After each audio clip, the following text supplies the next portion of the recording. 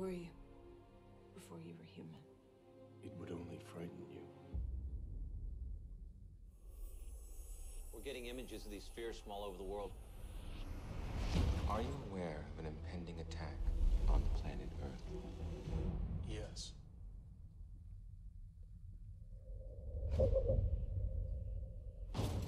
Why have you come to our planet? Your planet.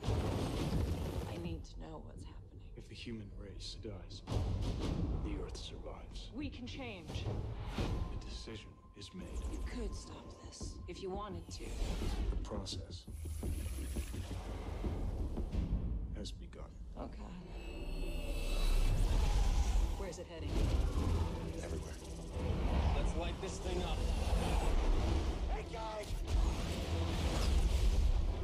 What the hell is that? You can't stop it? I don't know.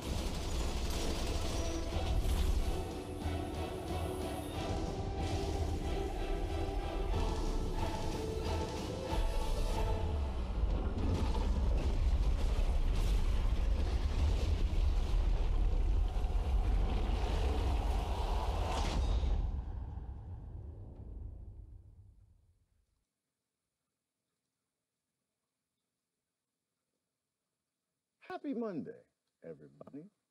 How's everybody doing today? Ah, man, another weekend. We have survived it. No, I don't think we had any more big wars popping up, probably quiet ones, but the aliens didn't come and we all survived the weekend. So hopefully everybody had a good weekend. That was a clip from one of my favorite movies. It's actually something I probably got to play again because there were a lot of great things in that movie.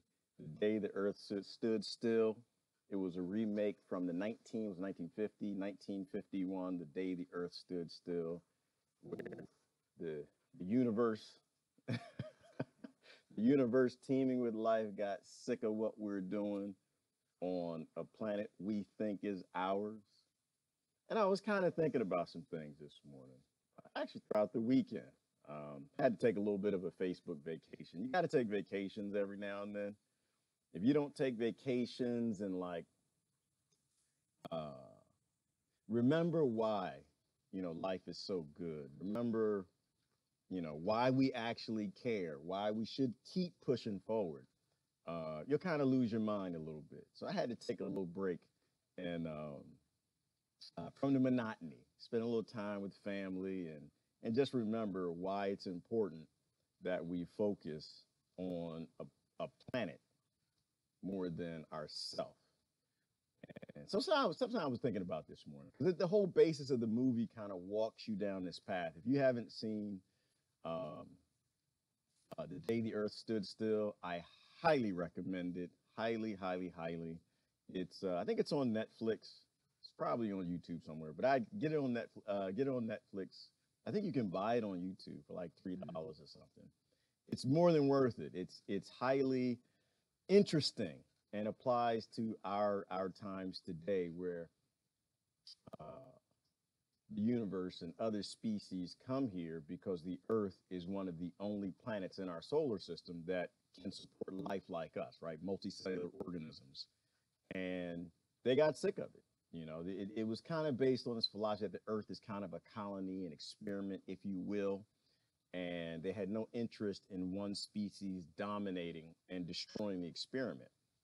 And so they came back to basically say, you guys, well, the first in the 1950s, they came back to say, you guys made, atomic weapons, you're hell bent on destruction. The other species, the other multicellular organisms throughout the planet, they're more geared towards just collecting resources, energy, other life forms, plants, whatever it may be, for energy to survive, while you guys have evolved to kill, to hoard, to take more energy than what you need, take more life than what you need, take more minerals and oil and water and let others die so you can hoard it. So we're done with that. It's obvious that you guys aren't sentient. And because you aren't sentient, we're going to kill you.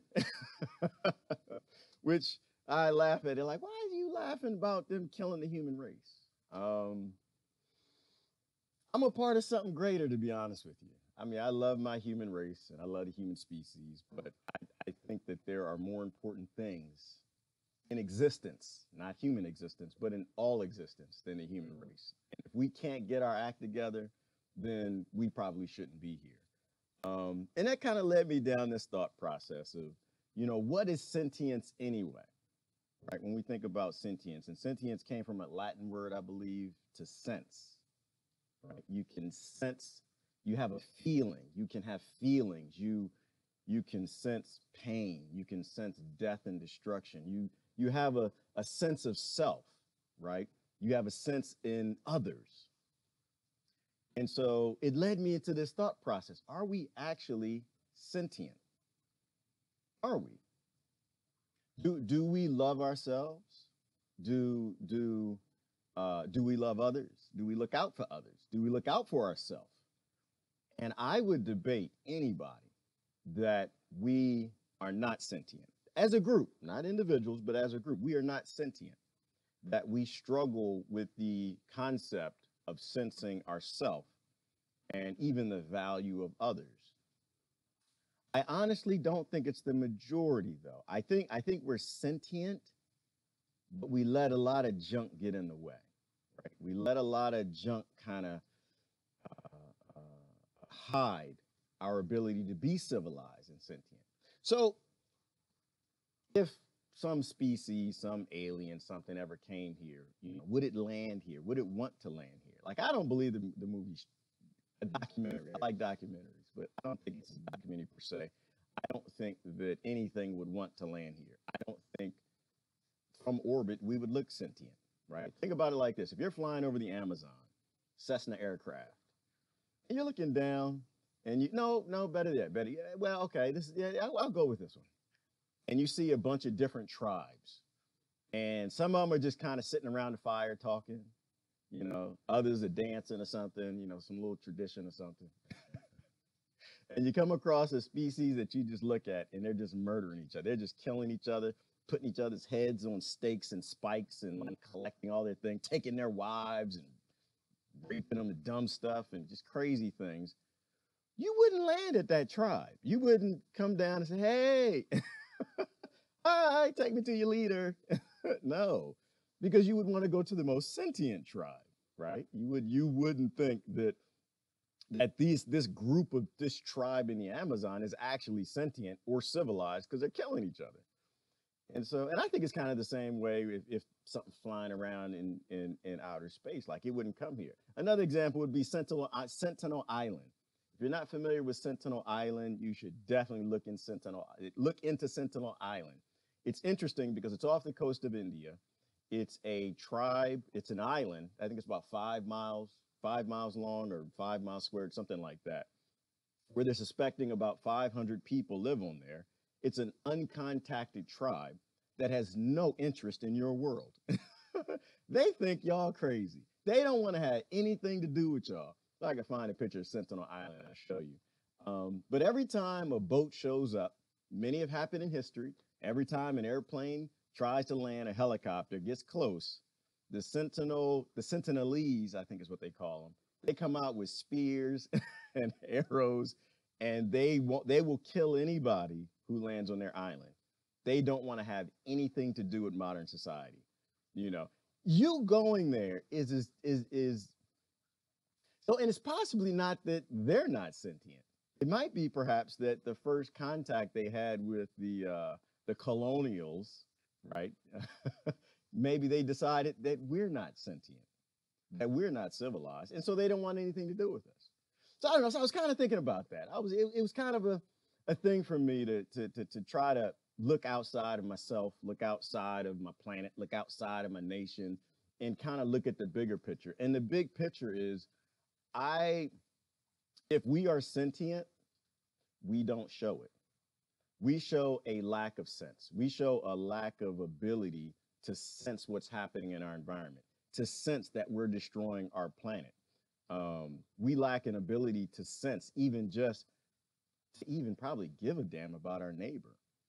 And I think that we're going to have to do a lot more work to sense to become more sentient. Because after we can actually push into that sentient realm, um, then we can start look at becoming civilized, right? And this is the issue I have with the vegan debate. This is the issue I have with because people in the vegan debate, they show the picture of the cow, and of course the cows are sentient. Of course the cows feel, they have sense, and it's obvious, right? They cry when you take their babies. The elephants cry, so we know they're sentient. When an elephant dies, they all stand around and watch it.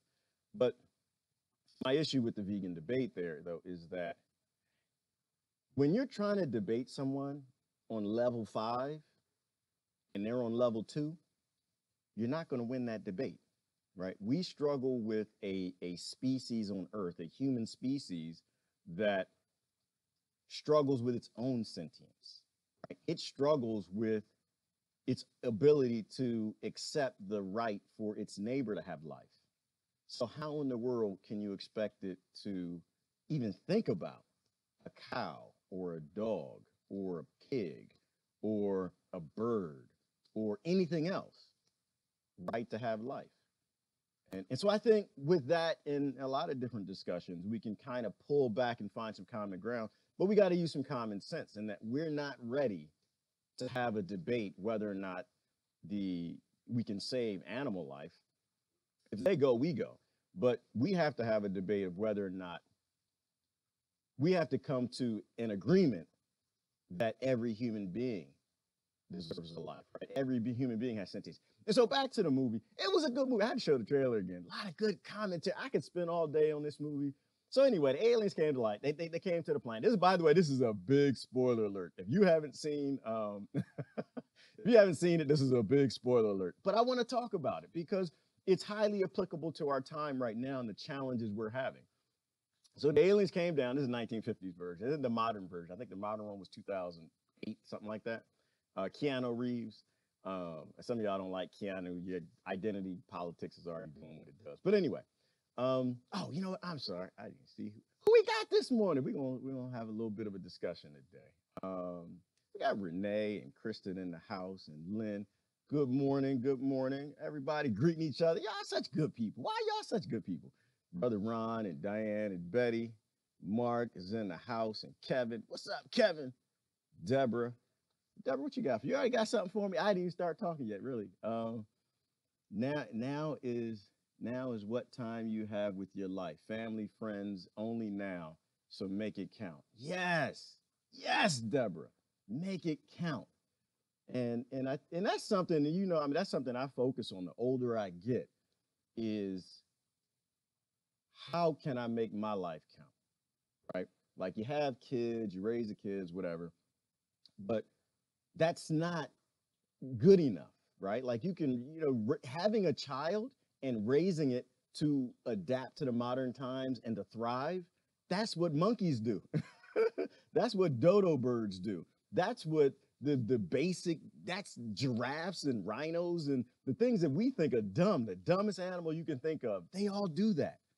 So having young and giving young the best we got, that is not, that's not a contribution to your planet. That's not a contribution to your race. That's not a contribution to you anything. That's a default, right? Like we got to stop cheering the default. So no, that'd be not, no, just having kids and raising them to be smart and loving them and taking care of them. That's basic. Every species on the planet got that down packed. Okay. Humanity gets no cheer for that, but we have to think about what am I doing, to make my life count? Deborah, I watched a good lecture not too long ago where the man was basically saying that we all should start giving things away. Just because if we know that greed is like the worst thing that this planet has ever come across, it is the most significant foe in 15 billion years. The only thing that actually has the ability to end life on this planet. That the opposite of that is what we need to focus on. He was saying basically that we need to give things away. We need to make things and give things away. And not necessarily things, but services, kindness. Like we have to, in order to take greed's power, because greed is based on that monetary currency stuff, that stuff that y'all don't want to give up. Well, some of y'all don't want to give up. the opposite, the anti-greed, the I guess you could say the anti-Christ, the anti-demon, whatever you want to call it, is to actually do things for people. Because greed needs you to focus on, no, I'm not going to do anything for you. I'm not going to give you anything. I'm going to force you to buy it. You can only buy it. You got to give me something in exchange. And so I think about that, Deborah. I think about, how do I make my life matter, right? And I think that's what the intellectuals of today really need to think about. So back to the movie. So they came to, they landed, and for some reason, the alien sensors weren't working, and they came to America. They didn't realize that there's very little sentience happening here. It's not, no. If you want to find very sentient creatures, you cannot come to the West. They don't exist. In the West, all we do is we put very violent groups and very violent leaders in control of everything. So there's no sentience bleeding through anything that happens in the West. I believe there are sentient earthlings all over, like the third world and the fourth world.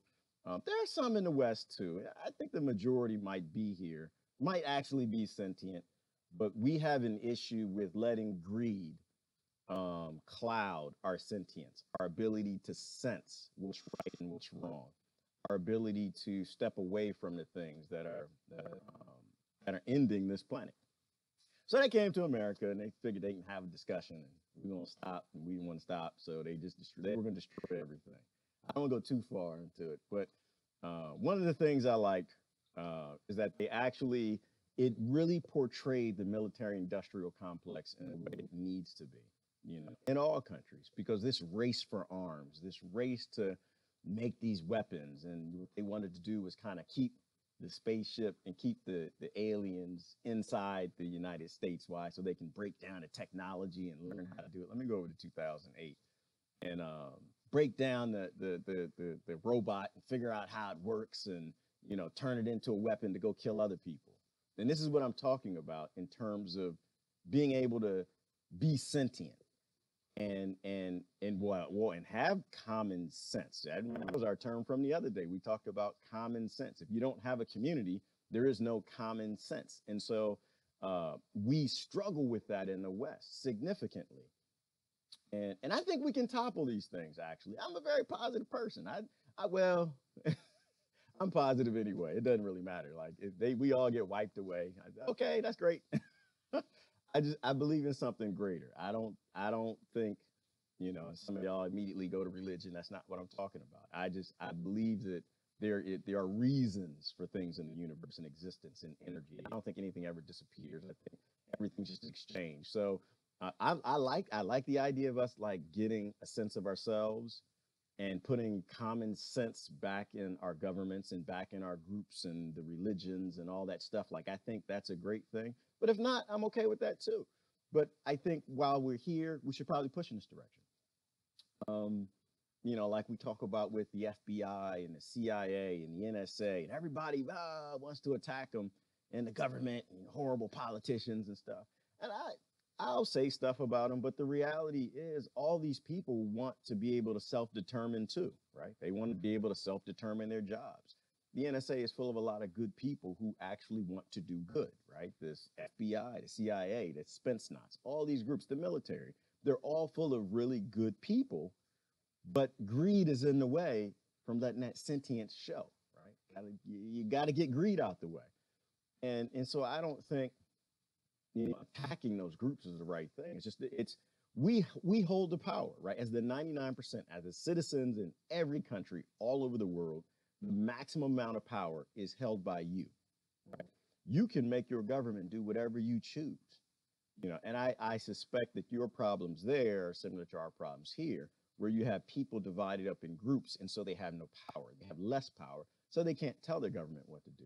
So like America, where we are, we used to have a time back in the Wild Wild West. They would call it the lawless West. It's a real dangerous time in America. We had no government, very little government, the lawless West. And in my form of thinking, I think, have we not gone back to that sort of danger and violence? I think we are a lawful West. Right? We have too many laws, right? And we have no government.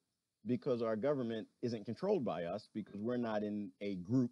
We don't sense the sentience and the value of another group, and so we group up against them. And so this is how government keeps everyone apart.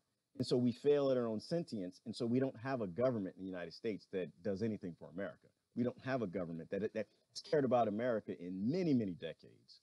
And so this whole America first thing, that's not happening. That's it's billionaires first. That's what's happening. And that the billionaire first is fighting with the trillionaire first. And there's probably a little 100 millionaire first in there somewhere, but that's all that's about. But we have tons of laws and we have no government. So the laws aren't going away. The laws aren't being fixed. They're mostly unconstitutional. There is no civil rights. And the only way we actually get back in control of our government is to break down that greed. And the only way to get there is self-work first and becoming sentient again, getting that greed out the way. And so they were great parts in the movie. I could play the trailer again if y'all want to see it, but I assume most of y'all have seen it, hopefully. But there was one point in the movie where, the alien guy who came here basically said, well, they asked him a question. He says, well, why are you here on our Earth, right? Representative of the American government. What do you want on our Earth? By the way, if aliens come here, you don't want America representing you. I'm just put that out there.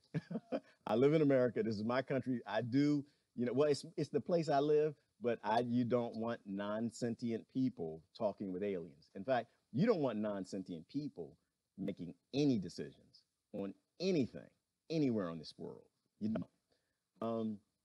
And so, but the representative of the government asked, which is why the United Nations, by the way, they have that whole alien department now. Aliens show up, they want them to talk to United Nations, not to America, which is funny to me. But anyway, she asked the question. She said, well, what are you doing here on Earth? What do you want with our Earth?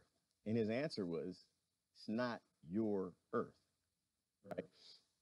And it was real cool the way they put it together, because they had these big balls that landed, and they were arcish, right? Because they were taking in different species, multicellular organisms and animals, like they were preparing to just wipe the slate clean, hit reboot, because the Earth blue screen that was having trouble, applications aren't working how they're supposed to. The experiment in the lab wasn't going how it should. And so they're going to wipe the Earth clean, take all the animals up in these arc balls, and bring them back down and reseed the Earth or take them to other planets that can support multicellular life. So it was really, really interesting. But it beckons that question in me. Why are we waiting for the Earth to stand still? Because that was the whole basis of the movie, right? The day the Earth stood still, the day that everybody stopped because we realized we weren't alone. The spaceship showed up. Why are we waiting for disaster? One of the discussions in the movie was, he said, well, please don't kill us. Like they finally figured out, or she figured out, that the alien shouldn't be talking to the American government. Bad idea. They will destroy the whole planet to get a sexy woman, right? It's worth the risk. They'll just let everybody get murdered if they can get like a laser gun or something. So she took him to a philosopher. And because he said, well, that was your leader. And she said something to him. I'm lying because I don't know the words, but this is basically how the conversation went. She said, well, that wasn't our leader. They don't lead us. And that popped in my head. Wow, she's right. When I think about it, none of your governments lead me. None of your governments, none of your leaders, none of your politicians, none of these groups actually have my culture. None of them. None of them that I can see, that I don't watch politics too much, but none of them have the love that's in my heart. Very few of them that I can even tell are sentient. Very few are actually civilized. They don't seem to have a civil nature about them. They don't seem to be able to come up with non-violent solutions for anything. Everything is, if they don't get their way, they have to get involved and do some sort of violence to have their way with people they disagree with. They're not my leaders. And the more I think about it, wow, they're my politicians. This is the land I live in. They are my politicians, but they're not my leaders. They don't lead me. They don't go anywhere that I follow. Nowhere. To be honest with you, And so it was deep. And so she took him to see uh, a philosopher. And so they begin this philosophical discussion. And he said, well, how did you guys get to a place where you didn't destroy your planet or your world or whatever? And he said, well, our sun was, our sun was imploding. Our sun was dying. So we had no choice. We had to pull together as a species to save our species. And this is when we figured out we have to, I guess, fly around the universe and, get rid of these species that aren't learning to become civilized. And his point was, well, isn't it on the precipice that species probably figure out how to come together and fix things? And so he walked him into a decision. I won't say if he convinced him or not, but it was a deep, deep discussion because it is on the precipice, right? You know that old saying, it takes a tragedy for a family to come together. It takes a tragedy for human beings to come together. Unfortunately, until we actually can sense what's happening in our environment, until we can sense the pain in our neighbors, until we can sense the dissolution and the disposition of what our others are, right? Until we realize that we all live together on this rock together, and the natural world is what allows us to exist. And if we destroy that world, none of us get to exist. So until we become sentient, if we can become sentient before we hit a precipice, because it's possible that when our precipice isn't something we can come back for, it's possible that we destroy the bees. Like, think about all the things that we are on a earth-shattering, life-shattering precipice, right? Whether you look at how the climate's changing, you look at how species are dying off. We're in the sixth great extinction? You look at the bees and what they're talking about with the bees all around the world, populations falling. It's harder and harder to grow food because there are less pollinators. You look at all the asteroids and the comets. Every time you turn around, there's an asteroid comet flying somewhere. You look at starvation in the world. And so hopefully, maybe our push should be to become more intelligent,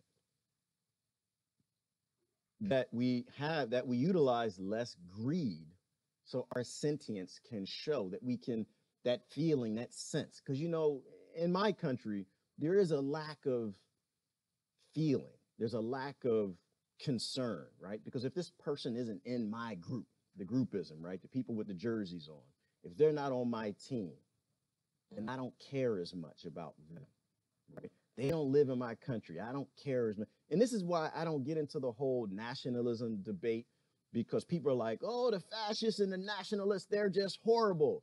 And I'm sitting here like, aren't you doing the same thing? You just chose a different level, right? You chose the race level. You chose the religion level. You chose a different grouping, but you are the exact same person as the nationalist. They've chosen a group they want to stick to, and they have less concern for others who aren't in that group. Isn't that not what the left and the right do? Isn't that what the conservatives and the liberals and the progressives, and isn't that what they all do? They choose a group and they have less concern for the others. And so they're all the exact same people. They live on the exact same philosophies. And I think we got to really get to a place where we sense the experience and the concern and the fears of the other group more. And I think that's when we start to becoming a sentient species. And so it looks like a lot of people, you guys haven't seen it. I'm going to play the trailer again. It's a trailer. It's a Facebook, leave me alone. It's a daggone trailer. It's officials from Fox Video Channel on YouTube. They sometimes they tag your video or something if you don't, play something. It is the official trailer. Let me play it again. And so I kind of talked about it a little, but this is what it's about. And take outside of your head whether or not you think aliens exist or whatever. That's for you to believe. I don't like to convince anybody of anything. Not my place. But think in terms of philosophy for a minute, because if you kind of think how I do, like I said, politicians don't lead me. They aren't me. They aren't going where I think we need to go. But philosopher, I have a lot of people who I follow who are philosophical. I don't really know what a philosopher is. I'm not saying a philosophical degree. I'm not saying that. I know homeless people who are philosophers. I know pastors of churches that are philosophers. I have atheist friends that are awesome philosophers, right? There are gurus and teachers that are wonderful philosophers. And so it's philosophers, I think, that lead the human race. So hang on, I'm gonna show you the trailer again, because I showed it in the beginning. Looks like a lot of people haven't seen the movie. And I want you to see the movie. It's on YouTube, it's on Netflix. What were you before you were human? It would only frighten you. We're getting images of these spheres from all over the world. Are you aware of an impending attack on planet Earth? Yes.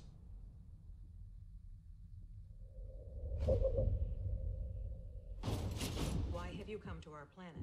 Your planet. I need to know what's happening. If the human race dies, the Earth survives. We can change. The decision is made. You could stop this if you wanted to. The process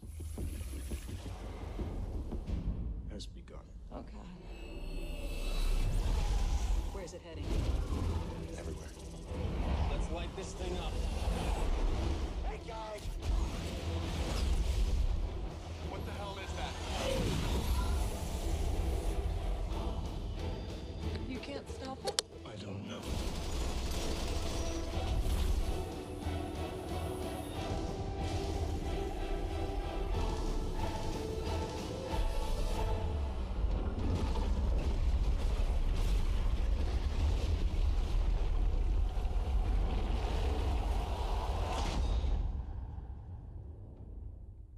Right.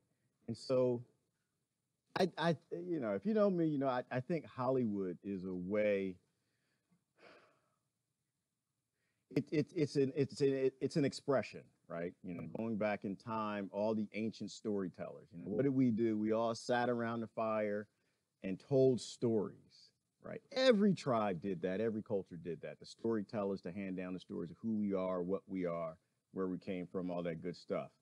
And I think through Hollywood, I think a lot of these stories are still being expressed. I think a lot of the wisdom and the things that we need to be concerned with are still expressed. And I think it's something that we really can't control. Like, a lot of this stuff happens in the background in our subconscious, and we need to pay attention to these things. So I posted something. The other thing, so this is kind of what I'm thinking on today, but I posted something this morning. I think people didn't really understand. I think I said, next step towards being civilized is encouraging what's beautiful in those we think who are uglier. Right. So what I meant by that, someone said they didn't understand, is that the human race is a beautiful, beautiful thing. All species are. They are beautiful, melodic, harmonious, sexy thing, right? They are. I love them to death. Humans are amazing. I mean, all the ugly species, they didn't make it. They're gone, right? The ones that were too violent, the ones that couldn't discover their sentience at enough to survive. And when we accept, I think, how beautiful we are as a species, and we look at the ones who are supposed to be ugly, the ones who our group say are evil, the ones that we can't stand, the ones, if you can't look at somebody who hates you and see something beautiful in them, there's a problem with your eyesight. Not the eyeballs in your head, but the eye that's in your heart. Right? If you can't see that there's something beautiful in other people, and that it's important that you encourage that beauty, right? Like, it's easy to focus on the negativity, right? It's easy to love somebody that loves you. It's easy to like somebody that likes you. That's not a qualification. Like, that's nothing big. It's default, right? Most people master that. It's like raising a child. All species master that. We're not given golf claps for having the basics down packed. Something significant is loving somebody that doesn't love you, finding something beautiful in them, and not focusing on the things that they have conflict with you about, but focusing on the fact that, you know what, I can't stand this person, but this is this one thing they do good. Next time I see that person, maybe I'll encourage that thing that they do good. Maybe if you actually encourage that, you'll see more of the thing that they do well. And if we all do that, or we collectively as a species do more of that, as opposed to just talking about the dramatic thing that you hate about them, but we lean on that common ground, like this is how we uplift the species, right? It's not something that happens at a governmental level or a legal level. It's something we do on our level. So that's I don't want to go too far down into the movie. This is not a trailer review or anything. But I think there's a lot of meat, right? There's a lot of meat in little phrases all throughout that movie. We're just amazing. And it's where we are today. And I don't want them to have to do another remake. This is the 1950 to 2008. We don't need a 2020 remake of The Day the Earth Stood Still. We need to just stop standing still. We need to stop sitting around, standing still, waiting for our leaders to lead us, right? We need to do the leading, right? That's where our power, that's where the power to save a planet is, and the power to save a species. It's collectively in all of us. It's not in one, two, three of us who've succeeded at greed enough that they are popular enough to become a president or a congressman or a senator or a prime minister, whatever you have in your country. We need to lead, and they need to be doing the following, right? We need to be doing things at the grassroots level and telling them how things are going to go and telling them what their job is. And if they don't do it, we're not going to back them, you know, but it requires you to have that faith to not be in your group. It requires you to have that faith that you'll be okay with however things go, you know, and that's kind of where I get off. I'm not in any of those groups because I don't really, well, I do care how this all goes and where it ends up, but I don't care enough that I'm going to vote for a violent group. If your group has a history of violence, of coming up with violent solutions, whether it be Crips or Bloods or Democrats, Republicans, left, right, whatever you may be, it's against my personal faith, my religion, my spirituality, my existence as a human being, all the microbiology in my body, to be okay with you murdering other human beings to take power of something because you disagree with them, because they have minerals or oil or something in your country. All right, we'll get out to the news. That's where my mind is at this morning. And so to me, it's a, you always want to talk about what are the next steps? What are the next steps? The next steps and all the work is internal work, because if human beings actually allow their sentience to come out, man, you know, what can we do? If we actually allow our sentience to come out, then it'll be representative in our governments, you know, and then people, all these things that they put out there to get people fighting about, it stops. Like, I had a good discussion this weekend. I was actually talking about the war on drugs, right? And, you know, and this person didn't like guns. The person wasn't a gun person, wasn't a Second Amendment person. I'm a Second Amendment person. I think good people need guns. And grandma had a gun. Grandma was a good person. I want, you know, I don't want any guns on the planet. Let me be clear. I don't think we need weapons to murder each other. But as long as bad people have them, then good people have to have them. My point was this. I was thinking about, a congressman said something good once. I know. Hey, listen, every dog has a day. Broken clock, right twice a day. It happens. Not a digital one. But he said 90% of the reason, he said probably 90% of the guns on the street are illegal. And they're almost all there for the war on drugs, because drug dealers can't hire lawyers. Think about that for a minute. Drug dealers can't hire lawyers. They can't dispute a contract or territory or sale or tax or anything with a lawyer. They handle their taxes and their disputes with guns. So when you outlaw a means for survival and making money, like abolition, not abolition, I get my words mixed up. Was it abolishment? Wait, no, I'm messing up, y'all. I'm messing up. Wasn't they got rid of the alcohol? Somebody, y'all say it. I know. But when we got rid of alcohol, it was the same thing. They couldn't hire lawyers, and so it created a crime wave. You know, they outlawed drugs. It created, like, for a minute, like, put out of your head this idea of whether dried plants, drugs are good or bad, or if people use them for good or bad. Think about illegal weapons all over your country. It's always going to be bad. Right? Illegal weapons, when people are in survival mode, is going to be bad. And so if you want to get rid, and this is my point, is focus on the root cause. If you actually don't like guns on the street, prohibition. Thank you, brother Al. If you actually don't want guns to be on the street, then take the reason for them to be on the street. Right? In America, that reason, in Mexico and a lot of places I know, it's because we outlawed survival. Get rid of the war on drugs and the guns go away. If it's in your countries because America keeps selling your government weapons because they're friends of America or friends of the West, Britain did it too, all the rest of them. And Russia's getting into the game. Maybe you want to elect more leaders and politicians in your country that aren't friendly to the West, that aren't interested in violent solutions. They'll bring less weapons in, less AK-47s that land in the hands of angry 13-year-olds. Right? So, all right, let's keep going. The other thing we were talking about this morning is humans aren't evil, but too many with microphones seem to struggle with not having or imposing selective sentience. I like the word selective because people like to be selective, the selective memories and all this. But they do have selective sentience. And what I'm saying by that one is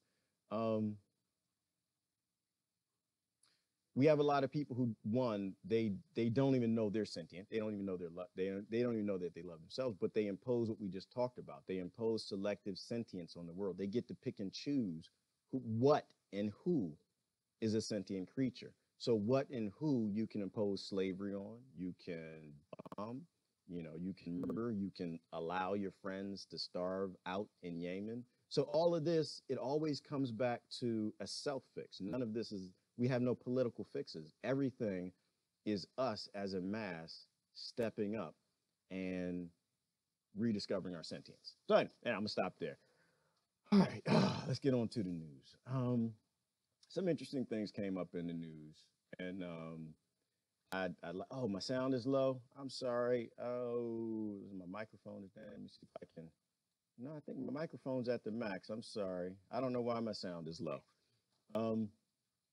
In the news, what do we got? We got a couple things happening. I think there's some positive things. Oh, there was a positive thing I was looking at. China. What was China up to? China actually, and this is kind of still on the topic.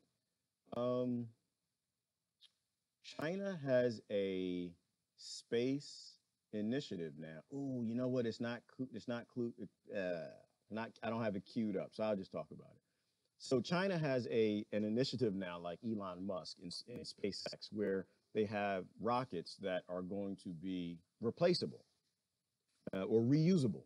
So they're shooting them up in the air, and they're launching some payload into space, and they're coming back down. And they can, after 24 hours or so, you can reuse the same one and shoot it back up. Elon mastered that, which is why he's the only billionaire I give a little bit of space to. I give Elon some space. I'm not a billionaire person. I'm not a money worshiper. I don't worship anybody with money. Don't care nothing about none of that. I don't think you can have a billion things that save human life in a bank and be a good human and keep that from humans that die every day because they don't have any of those $1 billion things. So, or £1 billion or rupee, whatever you want to go with. But something Elon did, which I think is related to today's issues, is that why is it important to bring down the cost of space exploration?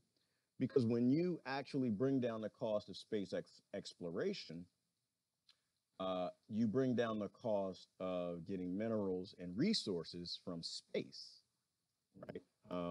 Let me see if I can find the Falcon Heavy. That's the name of the rocket. And so I'm glad to hear that China's doing this too. Let me show you. Might be the easiest way. No, don't have that. Okay.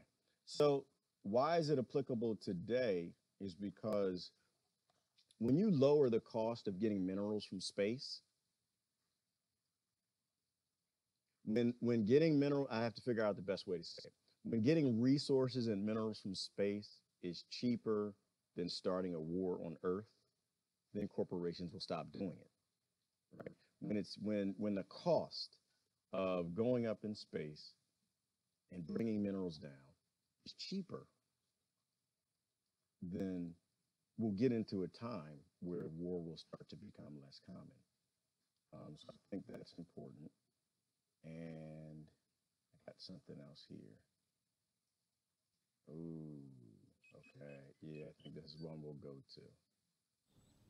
Don't stand in a park with a sign. Won't hear that. Who does that? Explain.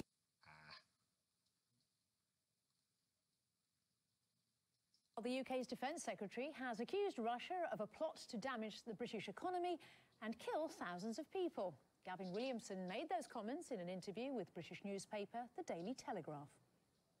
What they're looking at doing is they're going to be thinking, how can we just cause so much pain to Britain, damage its economy, rip its infrastructure apart, actually cause thousands and thousands and thousands of deaths, but actually have an element of creating total chaos within the country? Well, Russia's defence ministry has responded to those claims, saying they belong in a comic book or a Monty Python sketch. Williamson's remarks appeared in the same week the UK's military called for more funding to tackle the alleged Russia threat.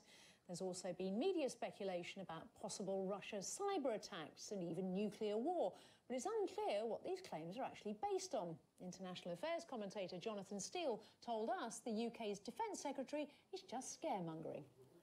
It's absurd to create a scare like this out of absolutely nothing. You have to distinguish between military capabilities and political intentions. Just because Russia has a fleet, an air force, missiles, an army, it doesn't mean that Russia is suddenly going to attack us. It just reveals the fact that, unfortunately, as a result of this increasingly bellicose political atmosphere between NATO countries, Russia is taking extra precautions and testing its own reserves and possibilities. What we need is common sense, we need dialogue, we need engagement, and to discuss the differences that there are between us, rather than assuming because there are differences that somehow the other country is an enemy.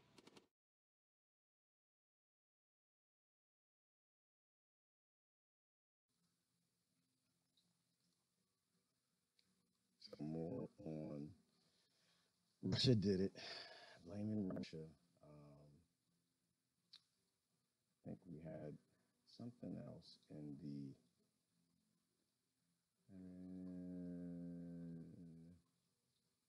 hold on. I actually wanted to show the Falcon Heavy.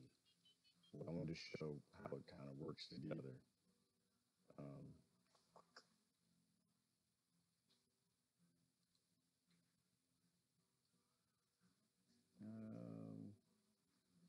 No, I don't think I'm gonna. I don't think I'm gonna be able to find it. It was beautiful though. So China's involved in that, but more on the whole Russia anti-nonsense that they like to put out there.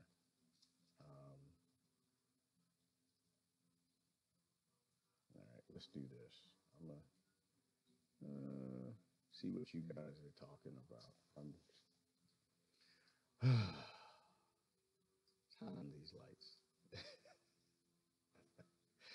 That we need to be the challenge we want to see in the world. Yes, Mary, and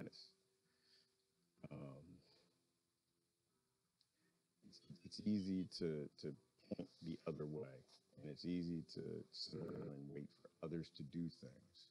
But these are things that I think, we need to do as a group. We need to focus on. And we don't. We fail at it. So we need to be the change. It's easy for people to talk. People like to talk politics. They like to point to others to fix things. And I think the fix is on us. We're like pieces of a puzzle. When we come together, we get a clearer picture of who we are. Yes, Teresa, we have no idea who we are. We have no idea what we are. And the more time we spend with those who are not like us, our others, the more I think we discover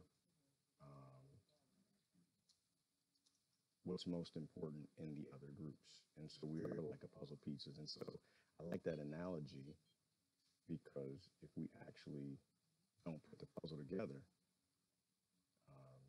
it doesn't form the picture that we need to move forward. Hold on, I'm looking at, I was looking for that news release and I can't seem to find it. Oh boy, this is not a good one. I'm gonna show this one. Let's see what's happening here. Saturday's attack in Kabul was widely condemned. Donald Trump has reacted by saying the U.S. is committed to a secure Afghanistan that is free of terrorists. However, the spike in violence comes as America intensifies its bombing campaign in the country. During the last year, the U.S. dropped over 4,000 bombs on Afghanistan. And since August, the U.S. has carried out twice as many airstrikes as in the previous 2 years combined. Well, we discussed this with Sultan Mahmoud Khali, a former Pakistani Air Force captain.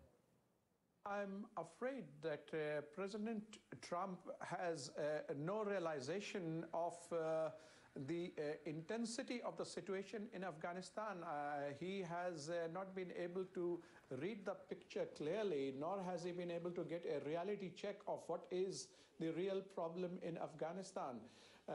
And by announcing or even, carrying out attacks like last year, if you recall, he had dropped the mother of all bombs. All he did was that he created more collateral damage and he created more enemies. I don't think they can physically, through their bombs, through their threats, overcome the situation, which the Allied forces, when they were at the peak, they failed to do so, so they cannot do so now. And more threats are only going to create more mayhem, but it is not going to bring peace into the region. So President Trump, I'm afraid, will have to revise his new strategy because it is faulty.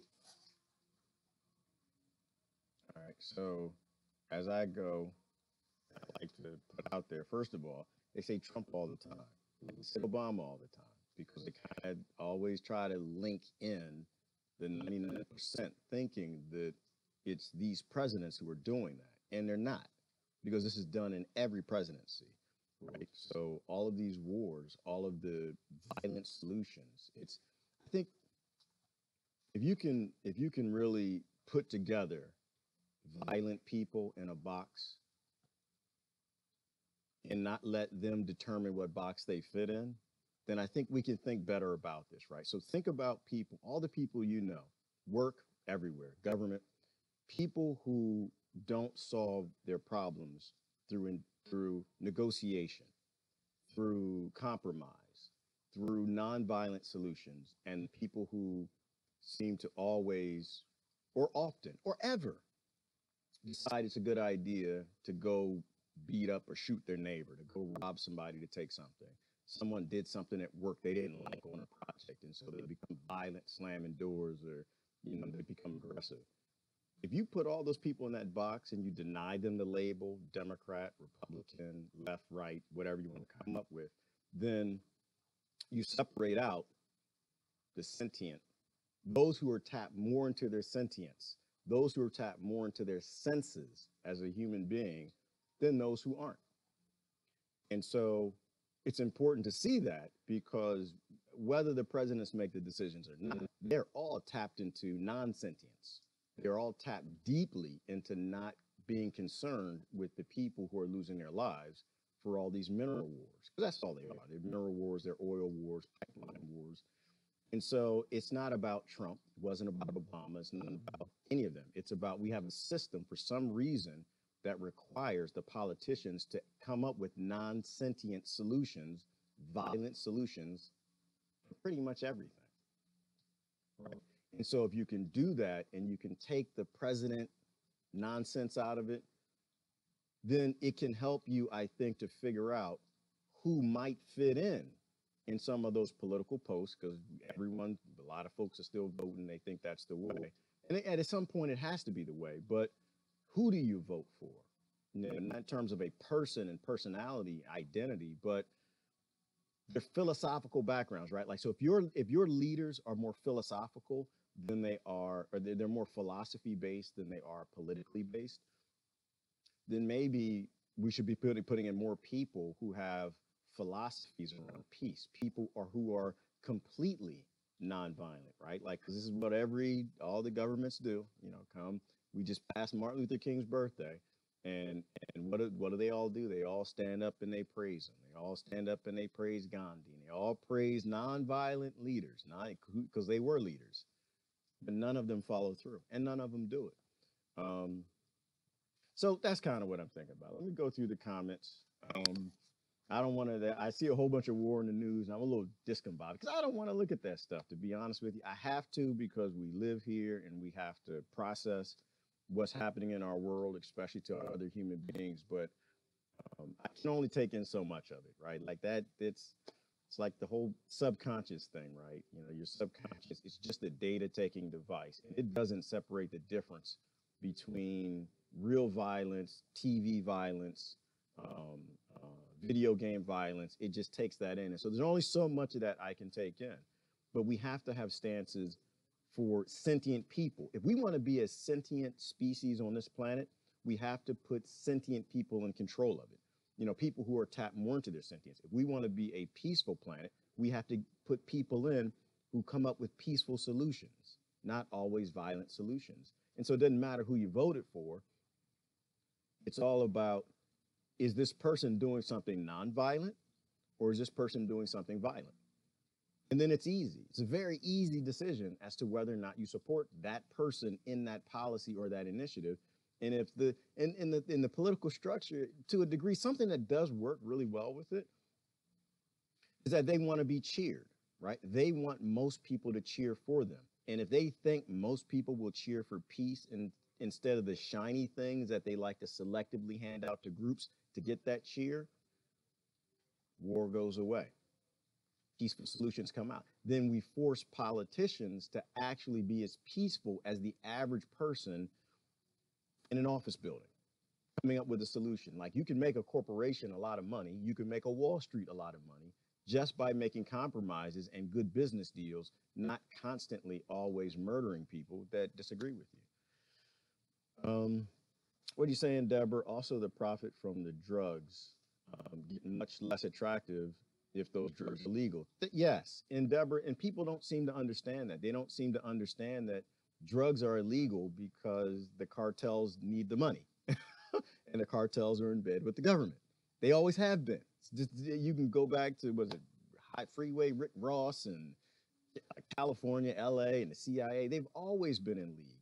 And of course, the cartels don't want the price of drugs to come down. They want Americans to pay full price. And the full price you get is by making them and keeping them illegal. And so this is where, when people start to talk about it, I'm glad that I know, because you're on ball. But when people say stuff, we have to, positive about the war on drugs, we need to correct them, right? This is a scam, and it's always been a scam. And it's a scam for a lot of different reasons by a lot of different industries and politicians. They get money from it, but they also get the added benefit of it's one more thing people can divide over, right? And if people divide over, the war on drugs is good, the war on drugs is bad, and not agree on we shouldn't have any wars that murder people, that people get killed. Like, I don't want a nation of drug addicts, but worse than that is a nation full of dead people, which is what we really have. How many generations have we killed off by this nonsense?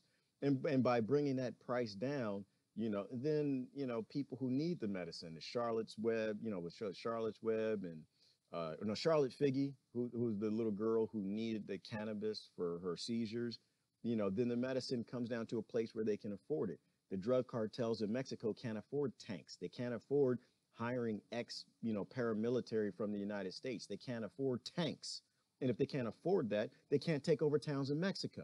They can't take over towns in Mexico. People don't want to run across the border because they're happy at home. Nobody wants to go across the 1% border, your border, if their homes aren't destabilized. So all of this stuff feeds together. And this is what I'm saying. There's so many easy, simple solutions. None of this is complicated. They make it complicated for you, not you, Deborah, but you, in general, people, because they want to convince you that this is the best we got. This is the best we can do. It's like a little kid. Daddy, I can't do any better. The best I can do is a C average. And that's not true. You can always do better and never accept their solutions. So yeah, and that's it. But that is another reason for the war on drugs, is to keep the prices up because the cartels want them up. so they can pay the politicians. And people like, well, we're making progress because cannabis is legal. Let me tell you why they legalized cannabis. They legalized cannabis for the states to make billions of dollars. And you know who the vast majority of people who owe the grows, the farms that are growing them out? They're the cartels. Okay. All they did was they found people who didn't have a tie to the war on drugs or tied to growing things before. They put them in place. They were business fronts to make billions of dollars off of the sale of it. So it's the same illegal cartels that are making the same money. Now, there are a few legitimate businesses in there, and those tend to be the ones who have contracts with the government or friends with the politicians who wrote the laws in the states. So it's all a big farce. Have we made progress? We made progress in giving another avenue to funnel money to people who shouldn't have money. Politicians, corrupt business, and cartels. I unfortunately got a little too much insight into that, which is why I believe that to be very true. But there are some good people who are involved in this business too, but it wasn't done for you. It wasn't done for Charlotte Figge. It wasn't done to give you medicine. They don't give a damn about you. You're in America. They don't work for you, right? You don't have a government. They need to make people money, and they make deals, which is the way it always worked, going back to railroad tycoons. Government makes deal. Politicians make deal with big business. They all make a lot of money together, and they ignore you. They have no interest. They are not sentient. They don't care about Charlotte Figge. They'll watch her die, have seizures. How many? She had like 20 seizures a day. They don't care about that little girl's life. And that's the scary, ugly thing. And it's not it's a wonderful thing. It is an ugly thing, but it's a wonderful thing to say, because when people can really process that we're putting people in power that aren't sentient, that don't care, and their actions you can prove in a court of law, they don't care about any race, about any religion, any of your little groups that vote for them. All they care about is themselves and money, and it's just a sick system. It's the system that has to change. Beauty is on the inside that radiates outside. Precisely, Mary. It is totally on the inside and radiates out, and we have to build more up of it. We got to get that ugly out. We got to stop letting our ugly shine through, and we got to start letting the beautiful thing about humanity, those things shine through. Tristan said marijuana prohibition is unconstitutional. You can hear fine. Okay, thank you. Yes, it is. It's 100% unconstitutional, and we need to probably say that a lot more. We probably need to say it louder and louder and louder. Like, if you don't want guns on the street, if you're anti-gun, you're anti-people getting killed by guns, then you need to stop attacking the people for the Second Amendment, because the people for the Second Amendment are pro-constitutionalists. They also know that marijuana and cannabis and these things should be legal, because they also know that, right? But they turn one good group of people who want to do good against another group of people who do want to do good on these concepts that they're others, and they don't have the same stake in making America peaceful, making the world more peaceful. And they do. They have the exact same stake. And that's why I love the way you said it. It's unconstitutional. If people can go back to agreeing to the peaceful principles of the Constitution, we wouldn't have these problems, right? But they got people attacking the Constitution, Shuristan, and I don't get that. That's the one thing I don't process. They say dumb things like, "Oh, the Constitution was for slavery." No, it wasn't. Okay, they made the best deals they could at that time. But when you determine who is a man and a woman, a human being, and who isn't, those rights apply to those people. And the Constitution, our founding fathers, they were very smart. They knew what they were doing, and they made a system that we can modify and change over time to make better in the places where they couldn't see through the cracks, and corporations and greed will find their way through the cracks. Our problem is we let Wall Street take those cracks. We can't take the cracks because we actually don't have a government. The politicians don't care what we say. And so Wall Street is taking those cracks, and they created a crime wave through the war on drugs, and we got to start calling it out for what it is. Absolutely agree. Lynn said there's a horrible oil spill in Japan. You know, I didn't see that one, you know, but it's like every other oil spill, right? It's greed. It's greed. We had the technology almost, 80 years ago now, where we could have been moving away from oil, but we're not fast enough. Why? Because we don't tell our government what to do. They tell us what to do. They get their money from big oil and they stick on that. And so just another way, greed, it always comes back to greed. Another way greed is just destroying our planet. And it's by dividing people up. You know, the anti-Russia thing. Russia wants to destabilize the UK. Russia doesn't care nothing about the UK. Russia is just like the UK, just like America. It's owned by multiple corporations. You know, and so they don't care anything about that, but they turn people against each other. And we got to stop being so fickle, and we got to stop letting them turn us against each other. The benefit of being sightless is that you see people with your heart, not with your eyes. Yes. Ooh, go on, sister. Go on. Yes. When you see people with your heart, you don't see them with your eyes. You can see them for what they really are and not the BS they put in your eyes, right? Because that's how the stork works. The stork drops people off in certain places. They get indoctrinated to think that they're blue, purple, this religion or whatever. And they see the world from those indoctrinated, corrupt, filtered eyes and not from their heart, you know, and you got to start seeing from your heart more. But you got to let your heart out to play more, don't you? You know, this is why the fixes that we have in our world are all internal. You got to let your heart come out and play more. You know, stop letting your brain come out. Your brain sucks. Put that brain away. The brains, they didn't get us anyway. The brain, what Eddie Murphy said, the brains is the best brains, is the best brains, is just no brains. The brains. Now, our brains, we need to calm them down a little bit. They've been indoctrinated a little too hard. We got to let our hearts come out and play a little more.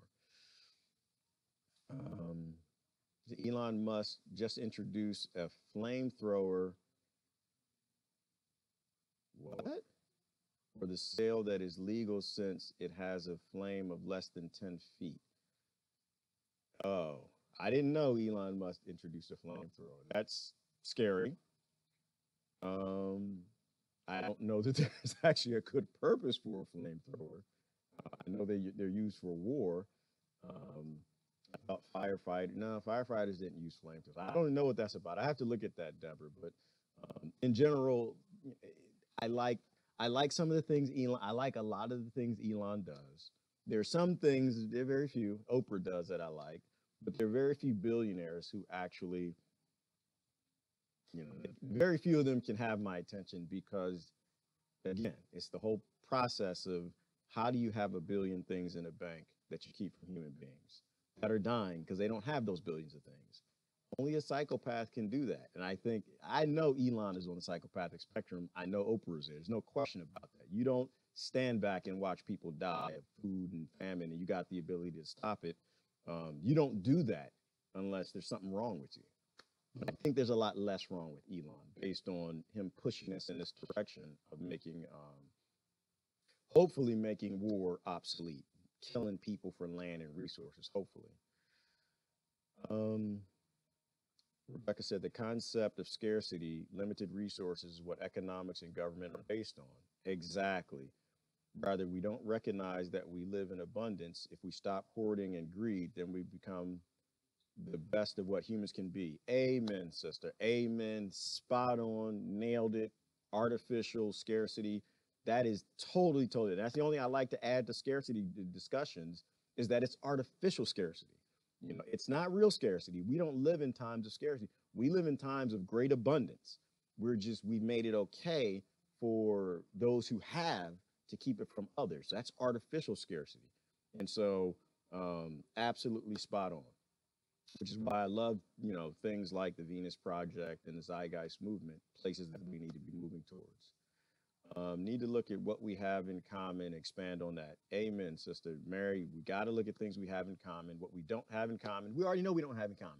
So why you want to talk about it? You know, people, they want to talk, because they like drama. That's what it comes down to. They like to fight and they like drama. And this is all sides and all these little groups. They're drama queens. You know, they look intelligent. They got suits and ties and shirts, great careers. They're engineers. They're just really smart people. They're doctors and lawyers and all this, but they're not in tap. I had to catch myself. I was going to say, but they're not in tap with being human, right? They're not in tap with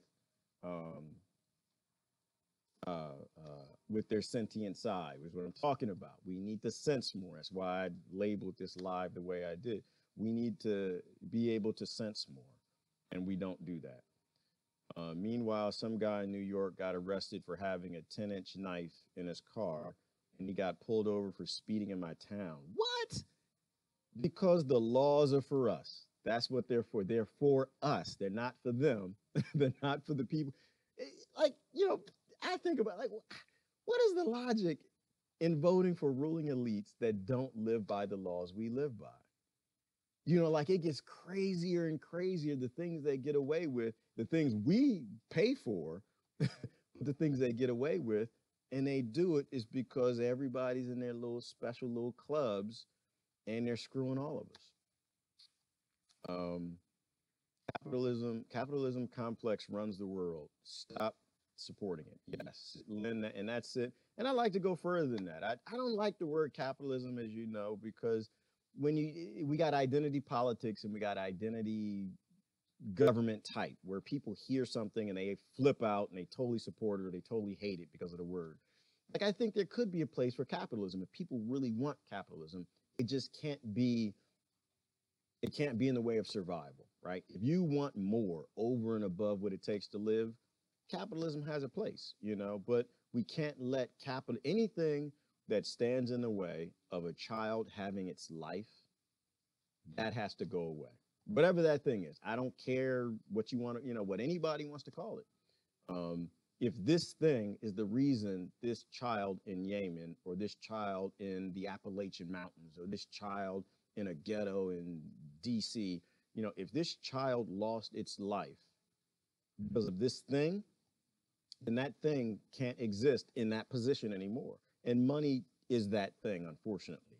Money is in the way of human life, so money has to go. It's not the human life that needs to keep going. Money, it has to go in that position, in that role. And it can be over and above and beyond the excess, but the bare minimums everybody needs to have. It's a lot of horror to look at. Yogi Bhajan said to see it and then unsee it. So you're aware, but you don't carry the horror with you. Yes, Desiree. Thank you, sister. And that's a deep topic, and it's a good discussion to have sometime. Is, you want to know it's there so you know what you have to do. You know what the problems are, but you don't want it so embedded in your psychological makeup that it makes you violent, because that's what your subconscious will try to do. It'll try to tweak you, right, with that epigenetic stuff and flip genes that, oh my gosh, like, we are in a time where, and this is why people who watch the news on a regular basis are very scared people.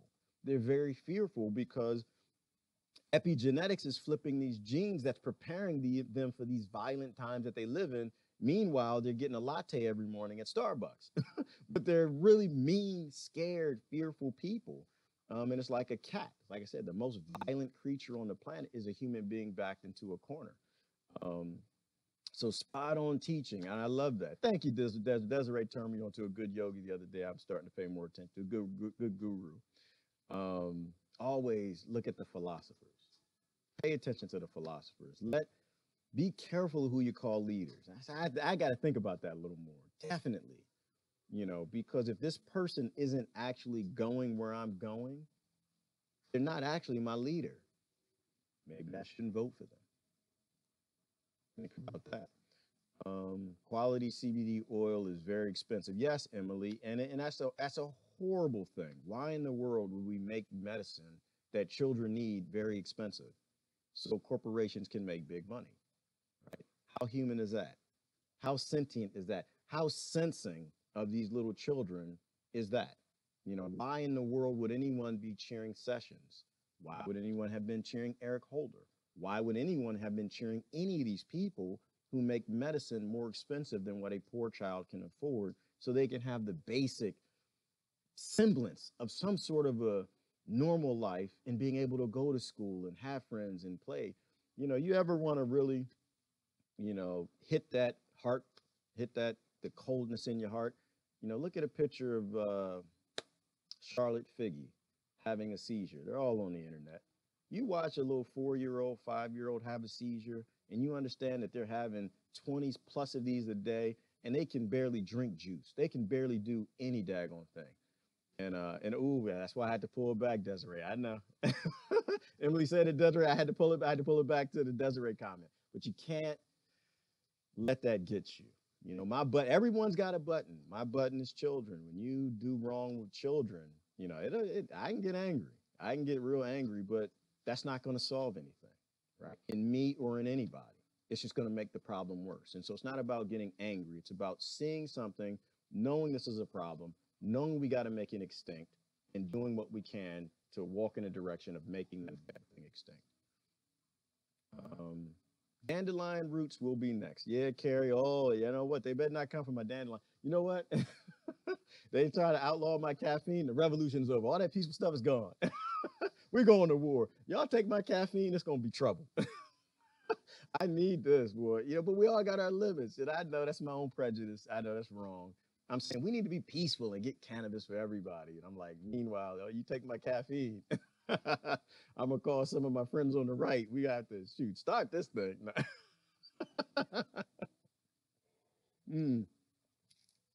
You know, girl, I got a coffee tree I'm growing. I got a coffee tree. Because, you know, if the world does come to an end, if we start losing civilization, I got to have my coffee.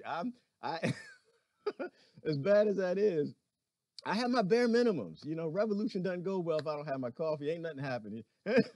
Like, Gerard, come on, we got to go fight. We got to go fight on the lines. No, I ain't going nowhere. I got this headache. Oh, I'm not feeling good.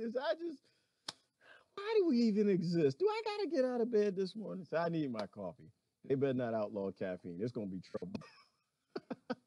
Can you imagine an American? If you ever worked in corporate America, can you imagine corporate America if they outlaw caffeine? What would it be like the first day? Oh, boy. So anyway, land of the, Carrie said, yeah, land of the free. Ain't nothing free here, girl. Ain't nothing. You know what? Which is why I want to spend a little more time abroad. I want to see what it feels like to live in a free country. You know, America's we've lost our way. We need to, on a world stage, we need to take a step back. This is what I really believe. I think that, you know, we need to take a step back because we are the world's problem.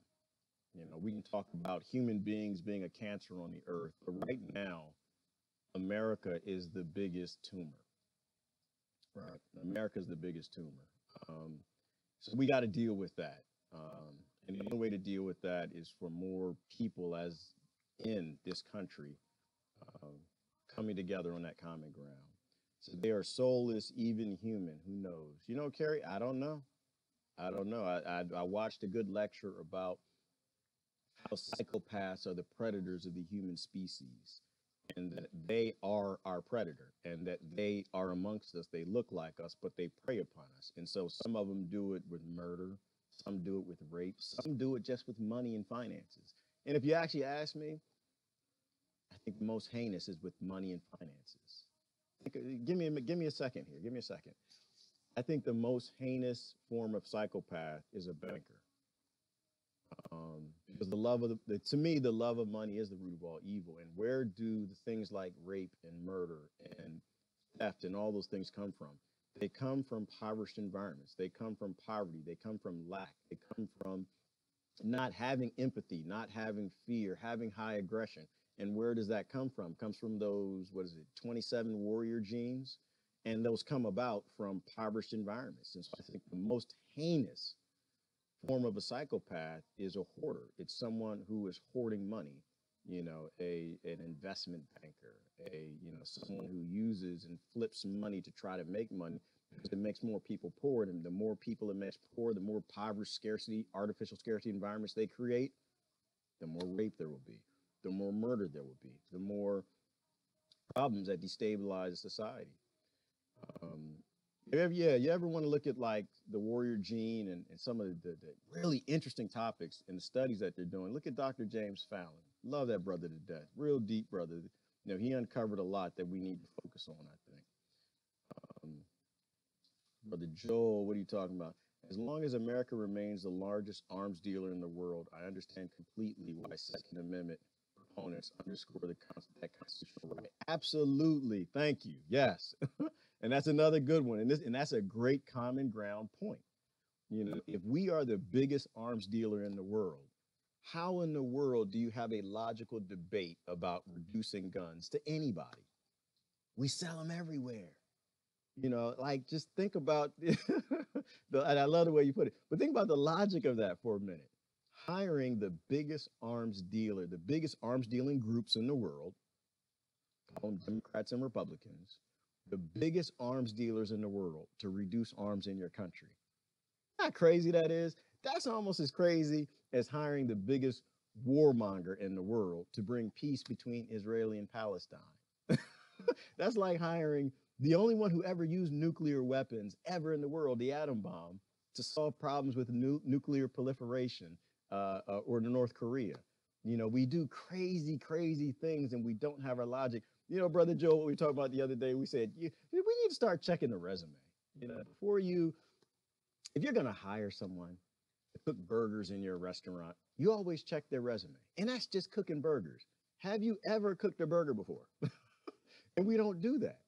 You know, we jump on board. Oh, you're gun. We got to get the guns off the street. And we're going to get some people who love guns to get the guns off the street. And you don't ever check their resume. Have you ever taken one gun off the street, politician? One, just one. Not if you done gave 20 million guns to children in South America, but have you ever taken one gun off the street, just one? And they haven't done it? Then maybe you shouldn't be dancing and cheering. Maybe if you don't, if you're a person, I'm not talking to you, I'm saying anyone, if you are a person who feels that guns shouldn't be on the street, maybe you should look at who you call leader. Maybe you should think about who leads the anti-gun efforts, if they actually are anti-gun. Just think about it for a minute. Human lives rest in your decision of who you continue to support and call leader. I think we need to start praising, you know, the philosophers more. I think we really need to. I need to follow that.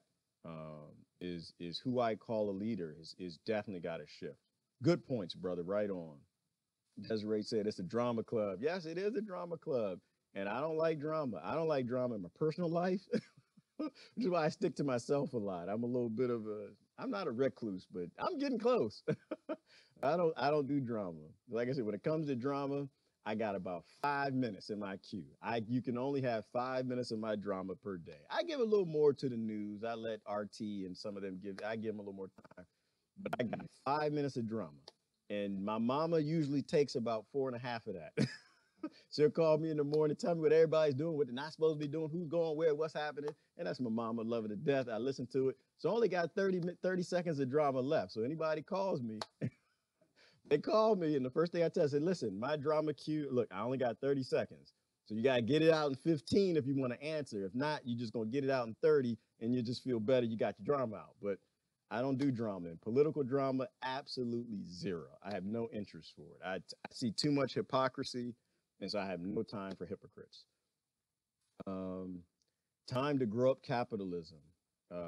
Yes.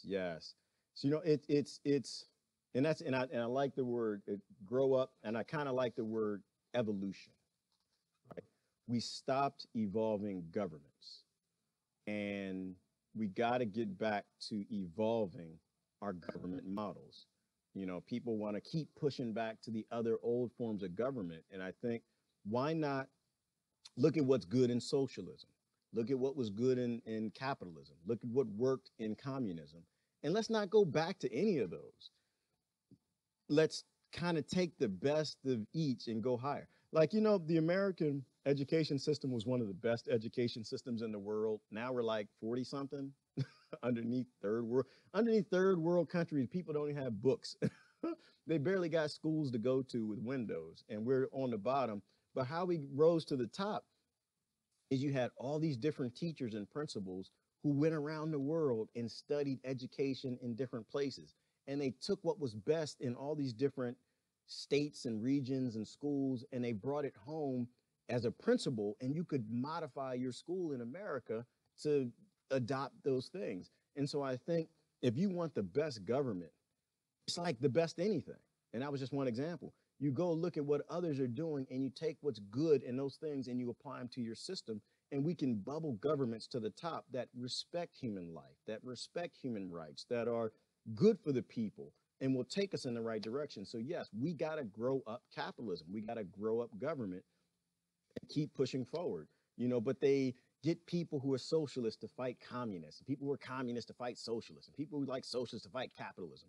And I'm saying it's not an all or nothing sum game, right? Like it's the argument to me in a loving way. That's the argument of a fool, right? If we know implementing what's best in another, it makes us better, then that's what we should do more of. You know, I might get in trouble on this one, but I'm highly I'm highly critical of, unfortunately, the feminist movement. So just hear me out for a second. I'm about to get in trouble.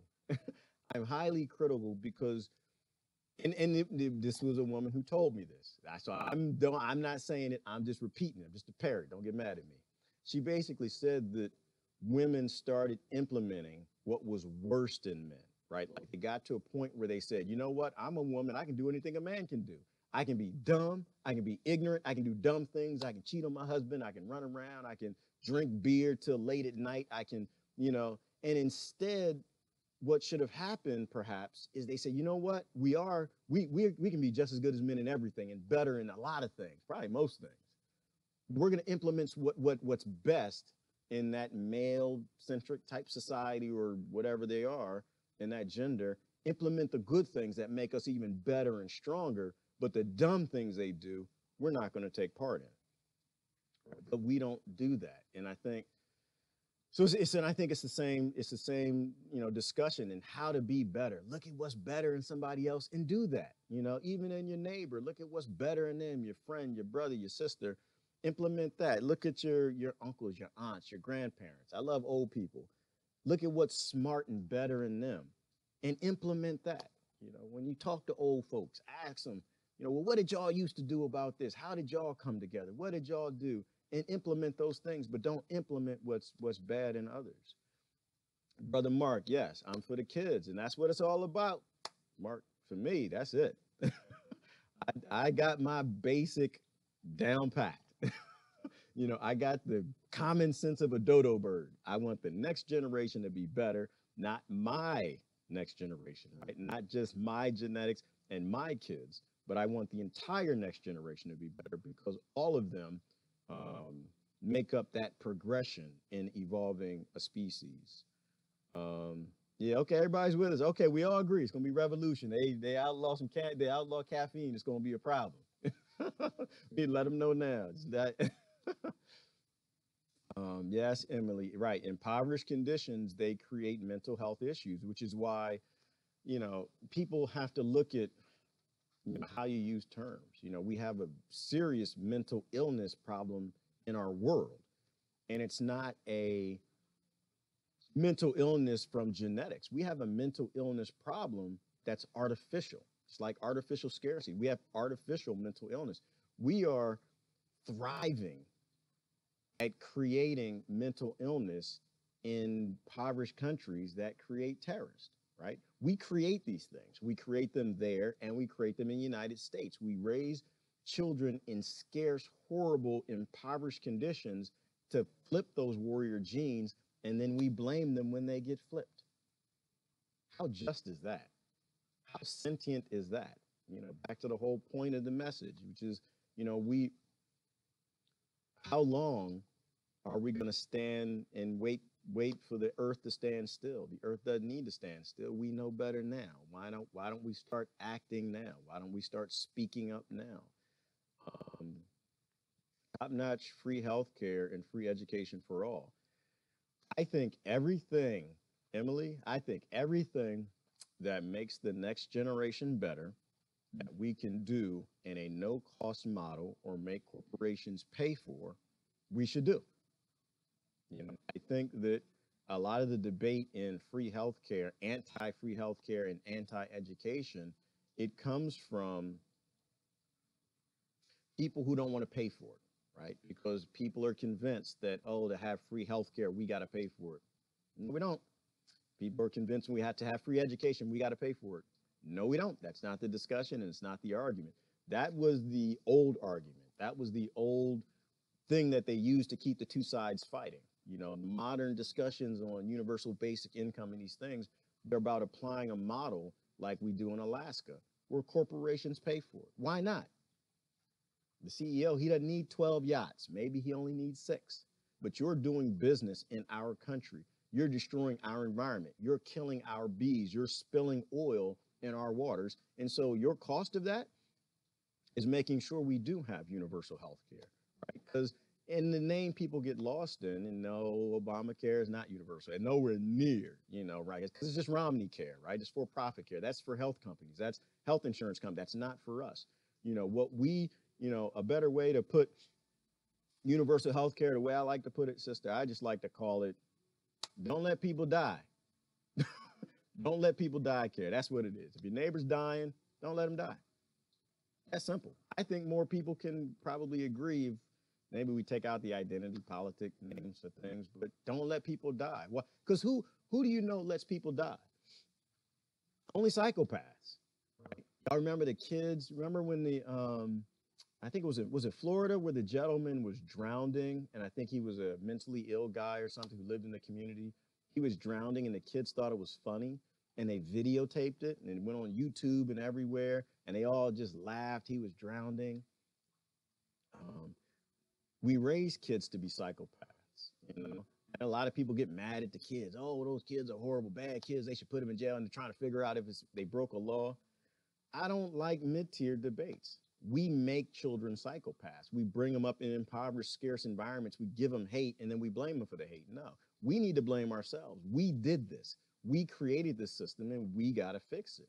So definitely mental illness is an issue, and we need to stop turning on people that we manufacture hate in. Corporations need to take care of that. They're doing business in our country, and if they don't want to pay for health care, they don't want to make sure that the poorest child in the Appalachian Mountains doesn't have food, water, and a house. If they don't want to pay for that, they don't want to make sure the kids in the ghetto don't have that, then they can go do business in the UK. They can go to Canada. They can go anywhere else they want. But you can't come to our country and do business if you're not going to care for the people whose land that you're taking to do business. We need to be we the people again, not we the corporation.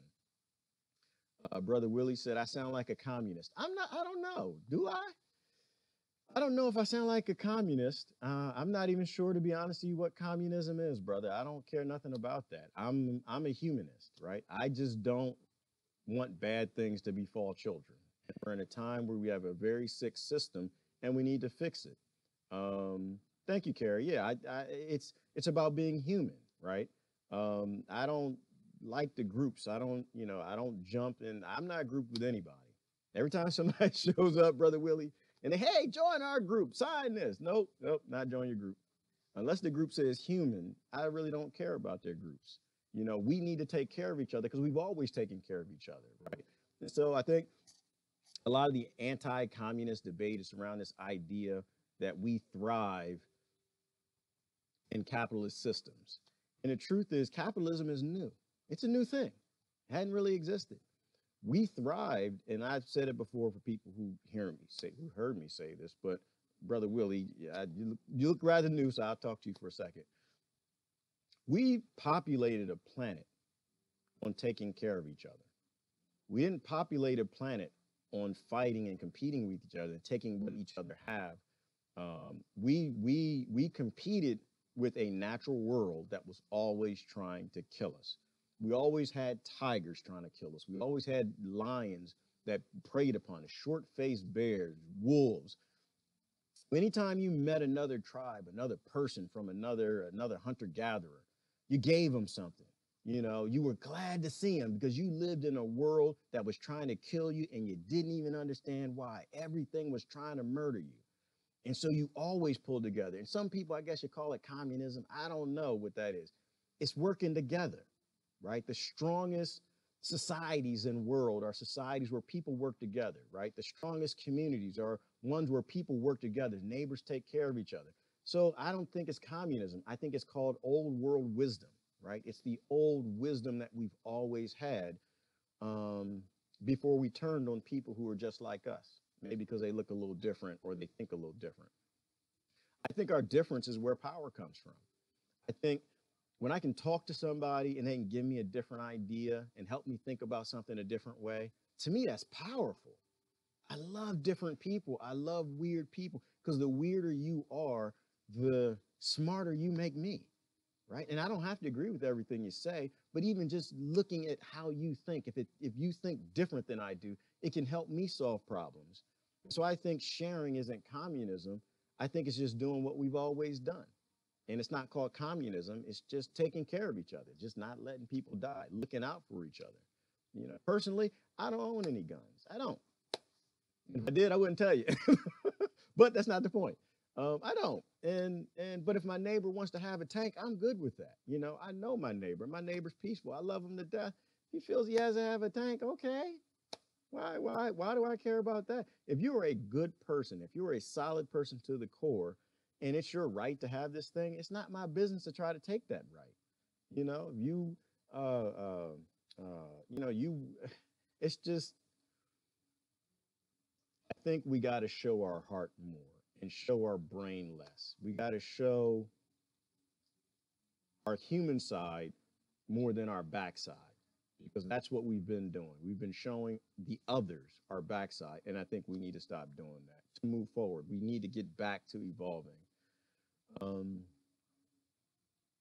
Let me see. I will have to say kids outrank coffee. Amen, Sister Renee. I'm with you. I'm with you. But and that's the scary thing. They've been coming for the kids a long time. You know, they didn't outlaw coffee yet, but they outlawed being a child in a lot of areas. You know, you're not allowed to be a child in impoverished places. They make them grow up almost overnight. Some of them they never let grow up. Some countries around, and that's just America, but some countries around the world, the kids got to become shooters when they're born. Right? You know, a giraffe is born, it's got to walk within, within 24 hours or pretty much it dies. Human beings in this world, a lot of them by the age of 5 or 6, they have to know how to shoot an AK-47 that they can't even tolerate the kick on. They have to know how to defend themselves right away because we refuse to place kids before ourselves. Yes, and Carrie, the kids are the future. I call it the Hippocratic Oath. We have a lot of Hippocratic oaths that we live by. The truth is 1 out of 5 kids in this nation is poor enough for their family to need an EBT card. This is the same country that is currently responsible for the wealthiest nation in the history of the planet. Yeah, and it's sick, Deborah. It's sick. Put it that way. Being a modern adult is you almost have a required status of mental illness in looking the other way to what's happening to the kids all over the world. It's kind of scary. And I know I got the big robot behind me, but this was from that movie. I forgot the name of the movie already. The Day the Earth Stood Still, and it's all applicable. You know, if you're an alien species and you're flying over and you see a planet that's full of this infection called human beings, and they kill their offspring, they let their offspring die because it's not theirs, it wasn't born in their house. You wouldn't think that species was sentient, right? If every other species on the planet, the cows, the monkeys, the dogs, the buffalo, the dodo bird, the dumbest animal you can think of. Animals aren't dumb, but the dumbest one you can think of, the most ignorant animal, it cares for its young. And if we can't even do that, how could an alien species convict us of being sentient? Scary, yes, Carrie. It's very scary. Which is why all the work is on the inside. We have to become sentient creatures, you guys. So that's my message for the day. That's kind of what I'm thinking about. It was a long weekend. I didn't get a chance to talk about UFOs, aliens this weekend. I always love doing that, but that's another thing that I had to get to. And so this is kind of a merge of that message. But I think moving forward, I encourage you guys to watch the movie. Again, there's a lot of good analogies in it. There's a lot of hidden truth, but we have to try to become a species that can be diagnosed as being sentient. And I think the only way we get there is we have to act more sentient. We need to take the greed out, which has taken our sentient. I think at a certain point in time, maybe we were becoming sentient, but we've gone backwards. And try to be planet that if something ever did come here, it would realize who the sentient creatures were. And it wouldn't be a competition. They would know that we are more sentient than a cow. You know. So anyway, appreciate hanging out with you guys. It was a wonderful conversation. We'll see you guys on the highways and the byways of the internet this week. Think about that. Try to have more love. Try to put your love out there. I forgot who, I think maybe it was Deborah Carey said. Try to put your heart out more than your brains, because that's actually what we are. We're just love. We're love in a biological package, and some of us know how to show it, and some don't.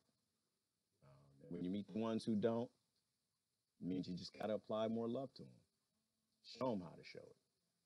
Anyway, this is Gerard. Listen, thanks. You guys have an awesome Monday. It was good hanging out with you guys. Love y'all to death.